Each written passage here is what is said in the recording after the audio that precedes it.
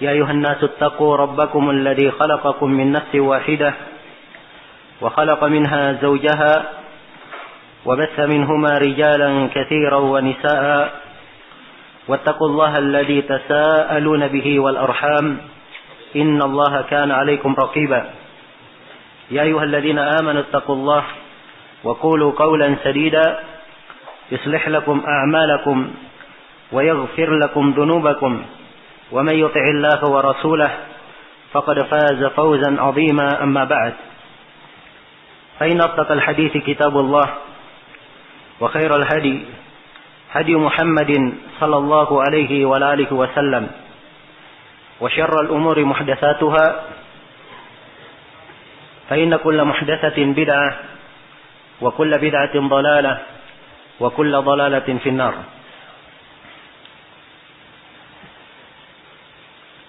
Hadirin sekalian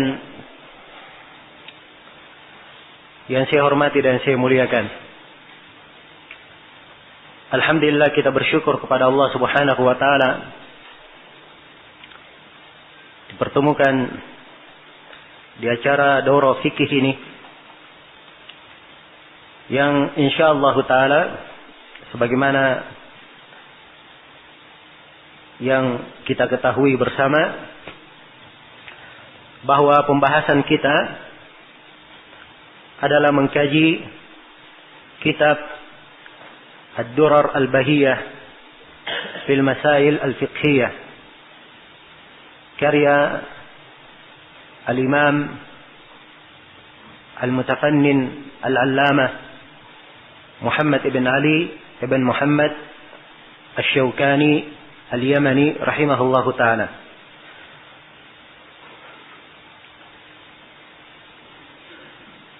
Suatu hal yang kita semua mengetahuinya akan pentingnya tafaqquh di dalam agama. Seorang memperdalam fikihnya di dalam agama. Dan ini merupakan fardu kifayah terhadap umat. Fardu kifayah artinya kewajiban yang gugur apabila sudah ada sebagian dari umat yang menegakkannya. Dan mempelajari fikih ini tentunya dilihat keadaan dan keberadaannya. Kalau dia di sebuah negara, maka fardu kifayah ada dari penduduk negara itu yang menguasai fikih dalam agama. Ini penguasaan secara umum terhadap ilmu fikih, penguasaan secara keseluruhan. Kalau dia di sebuah tempat, maka dilihat kalau tempat itu memerlukan pada segala sudut dari fikih, maka juga menjadi fardu kifayah atas mereka. Dan juga dimaklumi dari pembahasan-pembahasan fikih itu ada ilmu yang wajib ain untuk dipelajari, dan ada ilmu yang dia mustahab untuk dipelajari. Ada ilmu yang wajib ain untuk dipelajari. Itulah ilmu-ilmu yang mengangkat kewajibannya. Dari pembahasan fikih, ya dia harus tahu bagaimana cara salat. Dan dia melakukan salat dalam sehari 5 waktu. Tentunya untuk salat ini harus berwudu. Maka dia wajib mengetahui bagaimana cara berwudu. Ketika dia berwudu ada hadas. Bagaimana cara dia mensucikan dirinya dari hadat itu dengan cara berwudu atau dengan cara mandi. Kalau dia hadatnya hadat akbar. Kalau tidak ada air untuk berwudu atau untuk mandi, apa yang harus dia lakukan? Dia wajib mempelajari hukum tentang tayammum. Ya. Demikian pula perempuan yang ada kebiasaan bulanan. Dia wajib mengetahui hukum-hukum seputar haid. Dan ketika ia memiliki harta dan telah mencapai nisabnya, maka dia wajib untuk mempelajari hukum-hukum seputar zakat. Apalagi dia adalah orang yang berdagang. Ada sebagian dari pembahasan zakat yang wajib dia pelajari. Demikian pula masuk di bulan Ramadan, dia wajib mengetahui hukum seputar puasa. Dia punya kemampuan untuk menunaikan ibadah haji, dia wajib mempelajari hukum-hukum seputar ibadah haji. Dan ada sebagian hal terkait dengan orang-orang tertentu. Ya. Dia misalnya adalah orang yang menjadi panutan di tempatnya, orang berhukum kepadanya, maka dia wajib untuk mempelajari tentang fikih dan hukum-hukum Islam, hukum-hukum peradilan. Ya. Dia ditugaskan untuk menangani masalah pernikahan di sebuah tempat, maka dia wajib untuk mendalami fikih tentang nikah itu. Dan demikian seterusnya. Maka mempelajari ilmu fikih ini adalah hal yang sangat penting sekali. Allah Subhanahu wa taala berfirman dalam Al-Qur'an, "Falaula nafara min kulli firqatin ta'ifatun liyatafaqahu." Andai kata dari setiap firqah itu ada sekelompok orang yang mereka ini tetap duduk untuk belajar tafaqquh. Dan mereka nanti akan memberikan peringatan kepada kaumnya. La'allakum yahdarun, supaya mereka mengambil peringatan. Maka ada sekelompok manusia yang wajib untuk tafaqquh dalam agama. Dan Rasulullah sallallahu alaihi wasallam telah bersabda dalam hadis yang diriwayatkan oleh Imam Al-Bukhari dan Imam Muslim, "May yuridillahu bihi khairan yufaqqihhu fid din." Siapa yang Allah kehendaki padanya kebaikan, maka Allah akan membuatnya faqih di dalam agama. Dia akan dibuat faqih di dalam agama. Iya. Dan di dalam hadits Ibnu Mas'ud yang diriwayatkan oleh Imam Al-Bukhari dan Imam Muslim, Rasulullah sallallahu alaihi wasallam bersabda, "La hasada illa fitnataini." Tidak ada hasad kecuali dalam dua perkara. Hasad adalah hal yang diharamkan. Tapi dalam dua perkara tidak ada masalah seorang hasad di situ. Salah satunya warajulun ataahu Allahul hikmah. Seorang lelaki yang Allah berikan padanya hikmah. Ya, dalam sebuah riwayat diberikan padanya fikih. Ya. Diberikan padanya fikih. Fahuwa yu'allimun nasa bihi wa yaqdi bihi. Maka dia mengajarkan manusia dengan fikih itu dan berhukum dengannya. Dan banyak lagi nas-nas dari Al-Quran maupun hadits Rasulullah sallallahu alaihi wasallam tentang pentingnya mempelajari fikih di dalam agama. Dan dia adalah sebuah perkara yang sangat dianjurkan dan diterangkan manfaat dan kebaikannya untuk umat. Karena itu ditulis buku-buku khusus ya, tentang keutamaan mempelajari fikih ini. Bukan fikihnya, tapi keutamaan mempelajari fikih ini. Ada buku-buku khusus yang ditulis. Di antaranya adalah kitab Al-Khatib Al-Baghdadi rahimahullahu taala, Al-Faqih wal Mutafaqih. Ya, kitab yang sangat luas menjelaskan tentang hal itu. Demikian pula disinggung oleh Ibnu Abdul Bar jumlah yang sangat banyak di dalam kitab beliau Jami' Al-Ilm wa Fadlihi, Bayan Al-Ilm wa Fadlihi. Dan banyak lagi buku yang ditulis oleh para ulama menjelaskan tentang keutamaan mempelajari fikih. Dan mempelajari fikih ini khususnya di masa ini keharusan untuk mendalaminya dan menguasainya lebih penting lagi. Di mana banyak dari masa di mana banyak dari kaum muslimin yang luput untuk mempelajari dan memahami hal-hal yang sebenarnya sangat prinsip di dalam agamanya. Tidak boleh untuk tidak dia ketahui. Iya. Apalagi tuntutan dari kehidupan ini, perkembangan zaman dan banyaknya fitnah, ini menuntut setiap muslim dan muslimah untuk lebih paham akan agamanya. Ya, di samping banyaknya syubhat-syubhat, kerancuan-kerancuan, dan pemahaman-pemahaman yang keliru yang tersebar di tengah kaum muslimin, maka sangatlah wajib atas setiap muslim dan muslimah untuk mendalami agamanya. Mendalami agamanya. Dengan mempelajari ilmu fikih ini, seorang hamba akan melihat keindahan Islam itu. Bagaimana indahnya Islam tersebut. Dan dengan mempelajari ilmu fikih ini, dia akan tergolong kepada hamba-hamba yang beribadah kepada Allah dengan sebenar-benar ibadah. Sebab dia beribadah dibangun di atas dasar ilmu dan sumber pengetahuan. Dengan tafaqquh, mempelajari fikih ini, seorang akan pandai menimbang mana yang maslahat dan mana yang merupakan madarrah, merupakan bahaya. Dan ini termasuk kandungan terpenting di dalam mempelajari fikih yang banyak orang yang lalai darinya. Iya. Dan ini mungkin saya akan banyak tekankan nanti di sela-sela pembahasan. Sebab sebagian dari ikhwah kita, ya, apalagi yang pemula, kadang memahami bahwa fikih itu bagaimana dia mengenal sebuah masalah beserta dalilnya. Ya. Betul, itu adalah fikih. Dan itu mungkin yang akan kita tekankan. Ya. Tapi ada hal yang sangat penting yang harus dipahami dalam mempelajari fikih.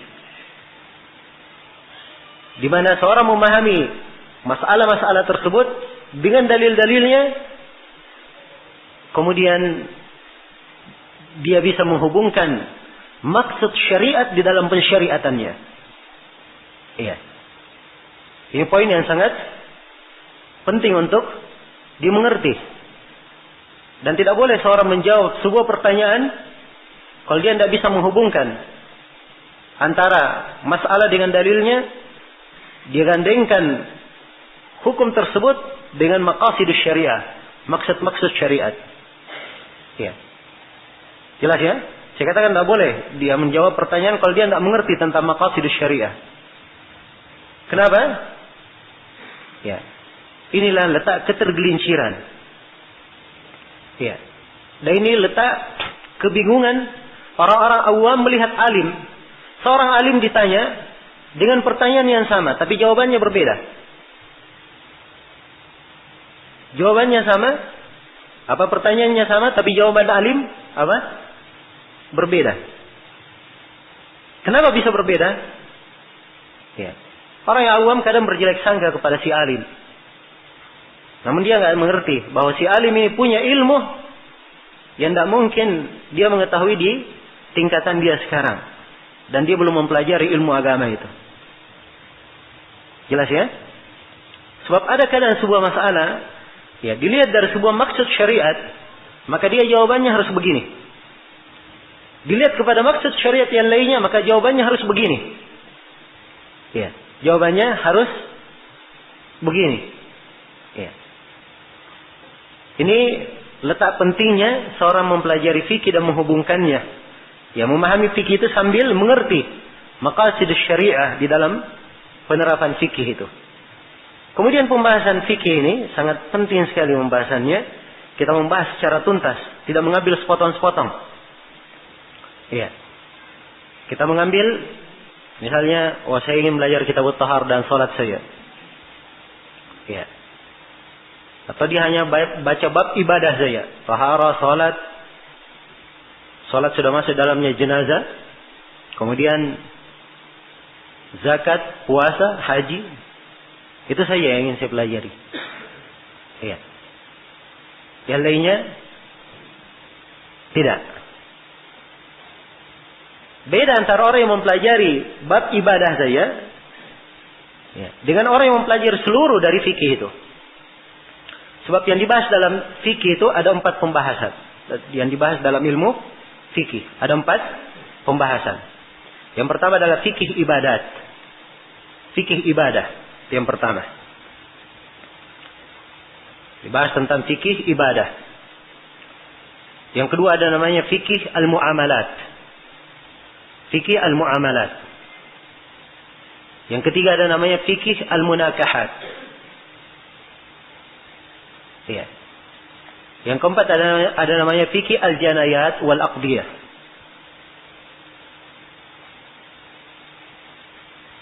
Ini 4 pembahasan fikih. Fikih ibadah terkait dengan ibadah. Itulah yang kita terangkan tadi. Ya. Mulai dari sholat. Karena membahas sholat, para ahli fikih membahas sholat. Ya, sholat dimulai dengan apa? Taharah. Karena itu didahului dengan apa? Taharah sebelumnya. Setelah sholat, zakat. Setelah zakat, puasa. Setelah puasa, haji. Ya, sebagian ahli fikih memasukkan pembahasan jihad setelah haji. Kenapa? Sebab mereka pandang pembahasan jihad itu lebih tepat kaitannya dengan ibadah. Sebab dia adalah ibadah yang sangat agung. Iya. Karena itu kalau kita baca di dalam mazhab Hanabilah, bab jihad itu setelah apa? Pembahasan haji. Kalau Imam Syaukani di sini, bab jihad beliau akhirkan di akhir kitab. Iya. Beliau akhirkan di akhir kitab. Beliau tutup dengannya masalah peradilan, hukum. Iya. Sebab beliau melihat pembagian jihad ini, pembahasan tentang jihad ini tidak terkait dengan ibadah secara murni. Tapi ada hukum-hukum lain yang harus diketahui. Dan dia adalah hal yang merupakan puncak agama seorang hamba. Di antara puncak agama seorang hamba. Ya, karena itu beliau akhirkan pembahasannya. Ini fikih ibadah. Yang kedua ada namanya fikih muamalat. Di fikih muamalah inilah dibahas tentang jual beli, dibahas tentang riba, ya, dan beraneka ragam muamalah di dalamnya, ya, akad-akad yang terdapat di dalam muamalah, apakah itu akad tabarruat atau akad mufawadat, ya, ataupun yang lainnya, ya. Di dalam pembahasan muamalah ini ada dibahas tentang sistem sewa menyewa, sistem gadaian, masalah salam, ya, dan pembahasan-pembahasan yang lainnya. Kemudian di dalam munakahat dibahas tentang masalah nikah. Ya, bagaimana hukum-hukum nikah itu. Kemudian siapakah yang boleh nikahi, siapa yang tidak boleh dinikahi. Ya. Kemudian dibahas tentang talak. Dibahas tentang rujuk dari talak.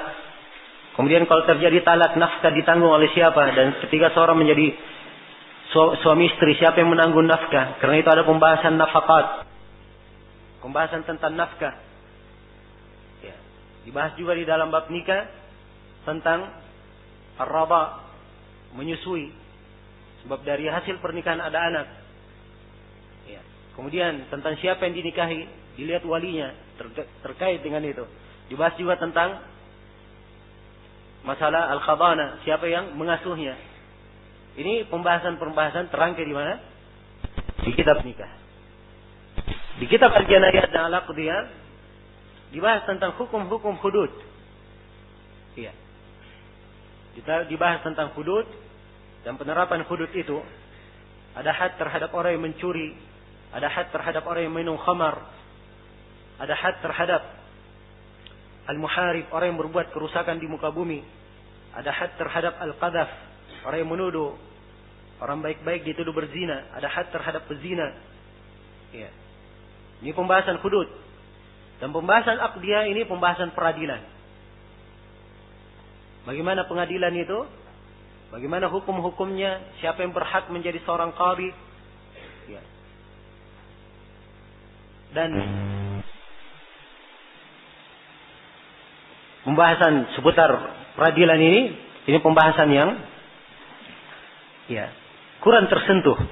Padahal dia adalah pembahasan yang penting sebenarnya kalau seorang masuk dan memperhatikan kandungan pembahasannya, maka ini akan melengkapi pemahamannya di dalam pembahasan-pembahasan fikih yang telah lalu. Maka ini secara global pembahasan fikih yang akan kita bahas di dalam buku ini. Iya. Yang kita akan bahas di dalam buku ini. Nah, harusnya setiap yang namanya salafi, ya, mereka punya ihtimam untuk menguasai ilmu itu di semua sudut dan cabangnya.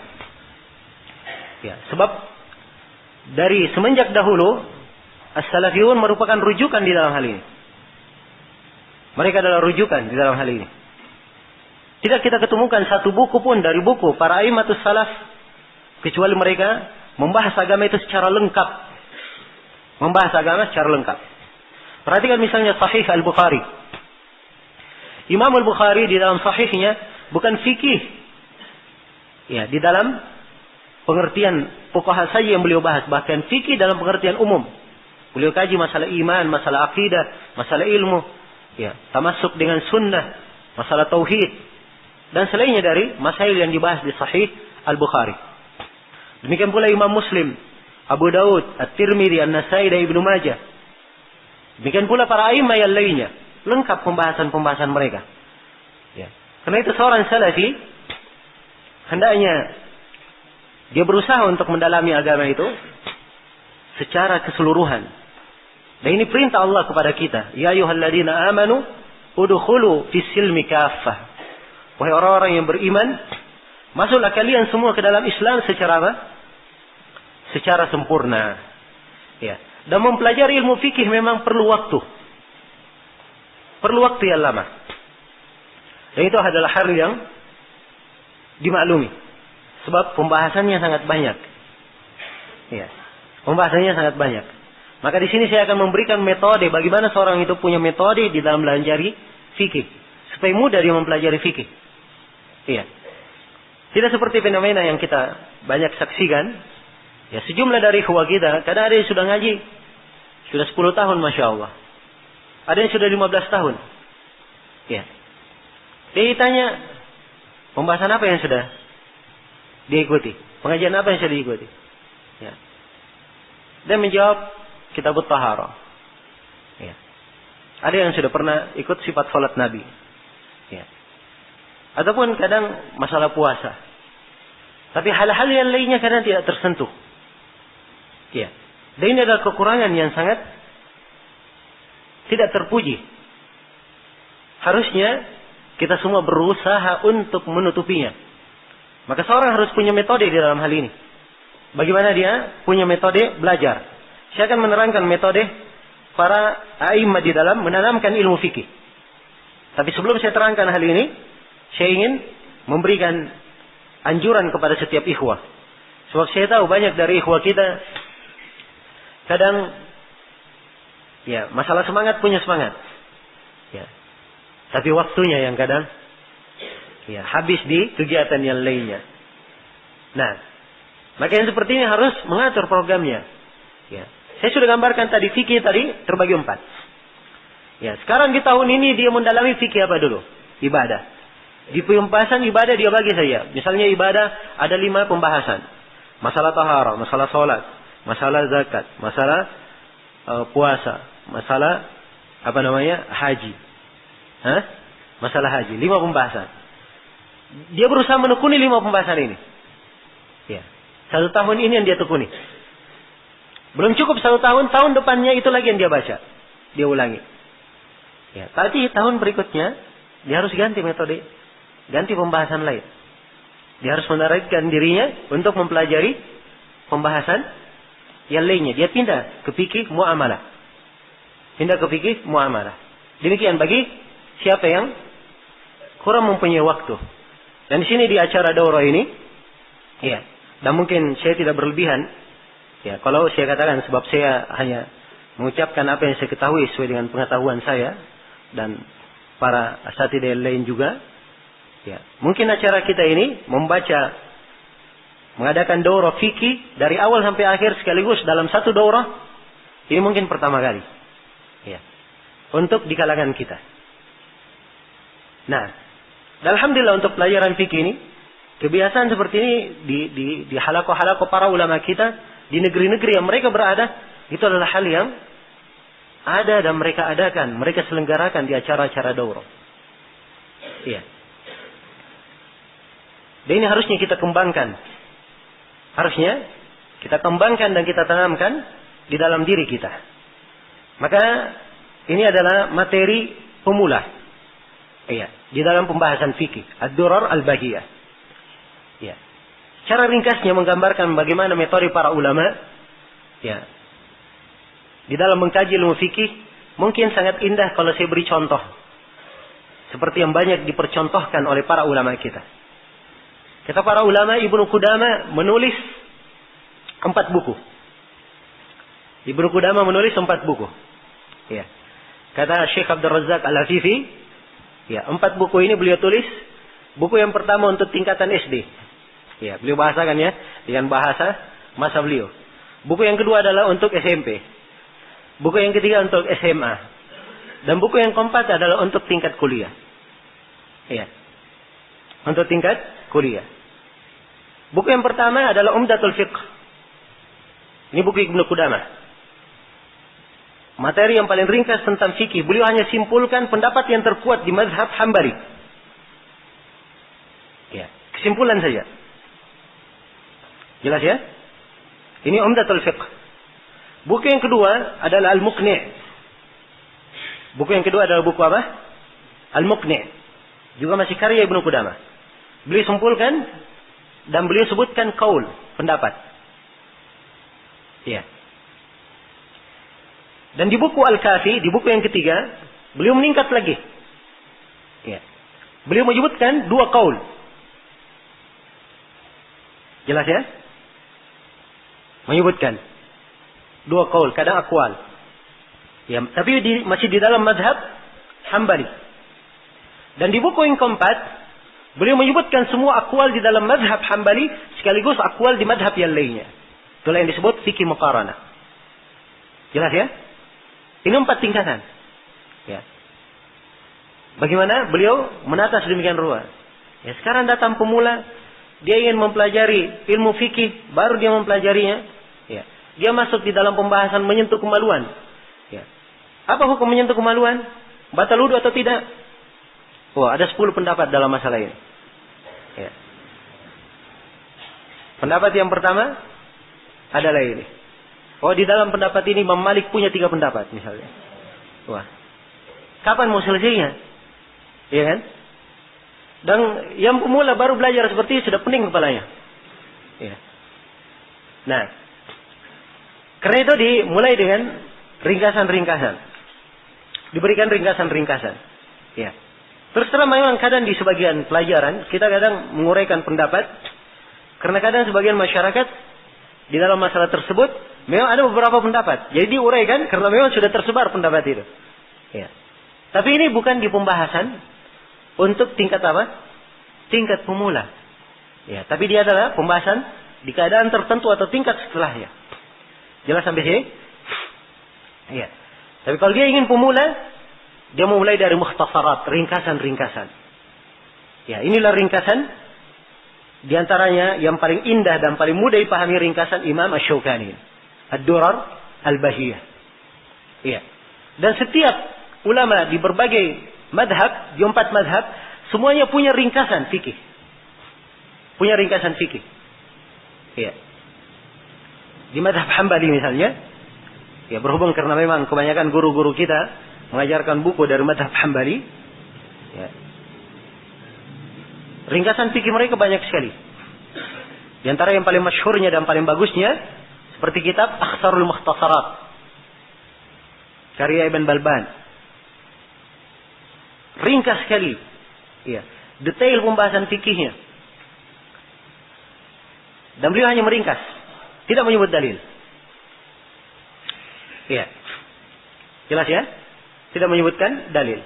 Dia masuk di pembahasan wudu. Syarat wudu ada 8. Dia sebutkan. Ya. Furudul wudu, rukun-rukun wudu ada 6. Dia sebutkan. Jelas ya? Jadi ini mudah bagi pemula. Ya. Dia ingat 8, 6. Masuk di sholat, rukun sholat ada 14. Ya. Kewajiban sholat ada 8. Ya. Sehingga mudah dia memahaminya. Ya. Jelas ya? Mudah dia memahaminya. Maka inilah mukhtasarat, ringkasan-ringkasan fikih. Jadi ringkasan fikih cukup seorang mengetahui kesimpulan dalilnya. Kesimpulan dalilnya. Kan begitu? Sebab yang ingin diamalkan adalah apa? Yang mana yang mau diamalkan? Uraian pendapat para ulama atau kesimpulan yang diamalkan? Kesimpulannya. Adapun uraian pendapat para ulama, itu di kelas tertentu yang membahasnya. Iya. Ada pembahasannya. Tapi bagi seorang yang ingin tafakuh, cukup di tahap pertama dia mengerti setiap masalah itu ya dengan dalilnya. Dia mengerti kesimpulannya dengan dalilnya. Cukup.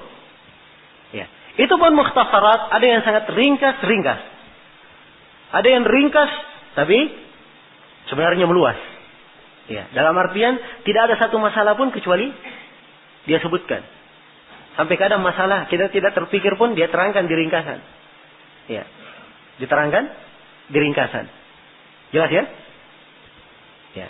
Kadang tidak terpikir pun diterangkan di ringkasan. Misalnya, ya tentang orang yang berwudu. Ya. Tumbuh bulu rambutnya di matanya. Ya. Misalnya. Jelas ya? Afwan ini di pembahasan haji. Tumbuh bulu rambut di matanya. Kalau rambut ini dicabut, apakah dia masuk dalam orang yang menghilangkan rambut? Ya. Ini sebenarnya sudah di pembahasan yang luas, tapi dimasukkan juga di ringkasan oleh sebagian para ulama kita. Jelas ya? Maka ringkasan-ringkasan juga ada ringkasan yang sangat pemula, ya. Itu bagus untuk dipelajari. Ada ringkasan yang pertengahan. Dan kelihatannya Imam Syaukani di sini Durrul Bahiyah, beliau sifatnya pertengahan saja. Ya, pertengahan. Ringkasan beliau. Dan ini ringkasan yang sengaja saya pilih sebab siapa yang membaca buku ini, sekedar dia baca, dia mengerti kesimpulannya dengan dalilnya, maka itu Masya Allah sudah merupakan pondasi yang sangat kuat baginya dalam ilmu fikih. Sudah merupakan pondasi yang sangat kuat baginya dalam ilmu fikih. Ya karena itu dari awal pertemuan, ya saya menyampaikan kepada ikhwah, saya jangan dituntut untuk menyampaikan masalah ada pendapat lain atau ada pendapat ini, pendapat itu. Tidak, saya hanya membaca ucapan beliau, kemudian saya akan terangkan dalilnya. Kalau apa yang beliau kuatkan dalam ringkasan ini tidak kuat, maksudnya ada pendapat lain yang kuat, saya akan terangkan pendapat yang lebih kuat daripada itu.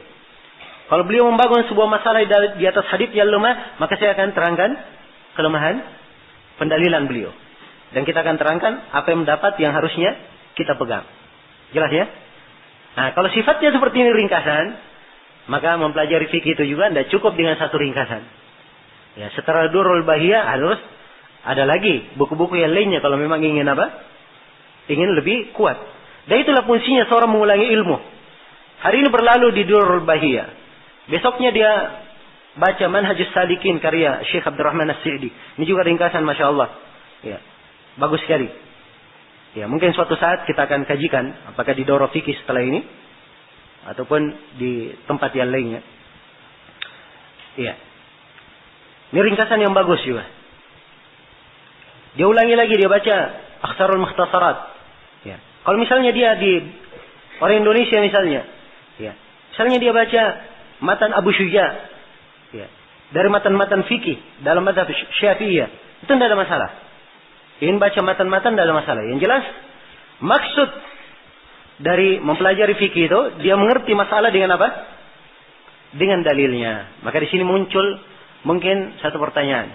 Kalau begitu kita bermadhab apa? Hah? Apa madhab yang kita pegang dalam mempelajari fikih? Ya. Dimaklumi ada 4 madhab terkenal. Ada madhab apa? Hambali. Ya, kita mulai dari yang paling tuanya. Ada madhab Hanafi. Kemudian ada madhab Maliki. Kemudian ada madhab Hanbali. Syafi'i. Kemudian ada madhab Hanbali. Jelas ya? Ini 4 madhab yang terkenal. Walaupun ada madhab yang lainnya. Ada madhab yang lainnya. Seperti madhab Dhahiri. Seperti madhab Sufyan. Iya. Nah, dan Laits bin Sa'ad juga dikatakan beliau punya fikih, dan bahkan menurut Imam Syafi'i dan Abdullah bin Wahab, Laits bin Sa'ad itu lebih faqih dari Imam Malik. Lebih faqih daripada Imam Malik. Yang jelas yang terkenalnya 4 madhab ini. Ya. Tamadhub, ya, membaca di buku madhab itu tercela kalau dia baca untuk fanatisme. Celahannya. Ya, dia tercela kalau apa? Dibaca untuk fanatik. Mazhab ini berkata A, dia ikut A saja, tidak tahu apa dalilnya. Jelas ya? Ini yang disalahkan oleh para ulama. Ini yang dibid'ahkan oleh para ulama. Ya. Jadi harus diketahui para ulama kita yang berbicara tentang tidak boleh bermadhab, tidak boleh ini dan seterusnya, mereka maksudnya mengarah ke sini. Ya. Hal-hal yang dengannya seorang itu menjadi fanatik, mengambil suatu tanpa dalil, ikut-ikutan taklid, ya. Maka itu adalah hal yang tercela. Tapi kalau dia memakai madhab untuk tertib ilmi, ya, sebagai tertib ilmi tidak ada masalah. Ya. Kan seorang perlu tertib ilmi kan? Ya atau tidak? Perlu tertib ilmi. Ya. Jelas? Dia buka misalnya pembahasan sholat. Di mazhab Hambali, ya, dikatakan rukun sholat ada 14. Ya. Besoknya dia baca mazhab Syafi'i. Ya, ternyata Syafi'i nggak sampai 14. Atau mungkin lebih. Ya. Di pembahasan adzan, di mazhab ini adzan ada 17 kalimat. Di mazhab yang lainnya 19 kalimat. Ya bingung dia. Yang mana yang benarnya? Kan begitu. Tapi kalau dia baca satu mazhab, dibangun di atas hal itu, untuk tertib fikihnya, itu tidak ada masalah. Sebab apalagi pemula, ya pikirannya itu tidak boleh bercabang-cabang. Dia harus dibangun di atas satu fondasi. Iya, jelas ya? Dibangun di atas satu fondasi. Nah, setelah kuat fondasinya, setiap dia ada misalnya seperti yang akan kita terangkan misalnya di bab wudu. Di mazhab Hambali misalnya diterangkan bahwa rukun wudu ada 6. Ya. Sebagian dari rukun ini mungkin bisa dikatakan enggak, yang benarnya cuma 5 saja yang merupakan rukun wudu. Yang benarnya cuma apa? Cuma 5 misalnya. Ya. Maka ini pembenaran tetap melekat di kepala kita.